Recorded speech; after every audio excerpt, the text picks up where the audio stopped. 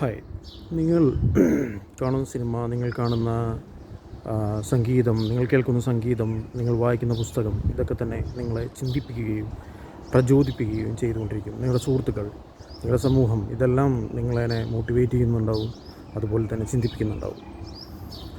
ഇതെല്ലാം ഓരോ വ്യക്തികളുടെയും പ്രായോഗിക ജീവിതത്തെ അടിസ്ഥാനമാക്കിയിട്ടുള്ളതായിരിക്കും. ആണെങ്കിൽ കൂടി ഇതിനകത്ത് മനസ്സിലാക്കേണ്ട ഒരു വസ്തുത, ഇതിനകത്ത് വരുന്ന നരേറ്റീവ്സ് എങ്ങനെയാണോ അതിനനുസരിച്ചായിരിക്കും നമ്മുടെ ബുദ്ധിയുടെ സഞ്ചാരം.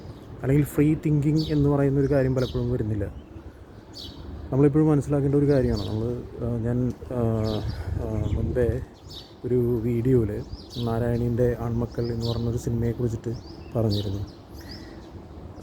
അപ്പോൾ അതിൻ്റെ പലപ്പോഴും സിനിമാക്കാരൊക്കെ പറയുന്നൊരു കാര്യം എന്താണെന്ന് വെച്ച് കഴിഞ്ഞാൽ, സിനിമ ഒരിക്കലും അത് നമുക്കൊരു പ്രചോദനമാവില്ല എന്നാണ്. പക്ഷേ പല സിനിമകളും നമുക്ക് പ്രചോദനമായിട്ടുണ്ട്. ഫോർ എക്സാമ്പിൾ, ഇപ്പോൾ പർസ്യൂട്ട് ഓഫ് ഹാപ്പിനെസ് എന്ന് പറഞ്ഞൊരു മൂവിയുണ്ട്. എത്ര പേര് നിങ്ങൾ കണ്ടിട്ടുണ്ടെന്ന് എനിക്കറിയില്ല. പക്ഷേ ഈ മൂവി നിങ്ങൾ കണ്ടിട്ടുണ്ടെങ്കിൽ തീർച്ചയായും ഒരു മോട്ടിവേഷൻ നൽകുന്ന ഒരു മൂവിയായിരിക്കും. അപ്പോൾ ഈ നമ്മൾ ഉൽപ്പാദിപ്പിക്കുന്ന കാര്യങ്ങൾ, നമ്മൾ ഉൽപ്പാദിപ്പിക്കുന്ന വിഷം നിറച്ച പച്ചക്കറിയാണെങ്കിൽ ആ പച്ചക്കറി ഡെഫിനറ്റായിട്ടും നമ്മൾ കഴിക്കുന്നുണ്ടെങ്കിൽ, അല്ലെങ്കിൽ നമ്മുടെ സമൂഹത്തിൽ അത് വിൽപ്പനയ്ക്ക് വെച്ചിട്ടുണ്ടെങ്കിൽ, അത് എല്ലാ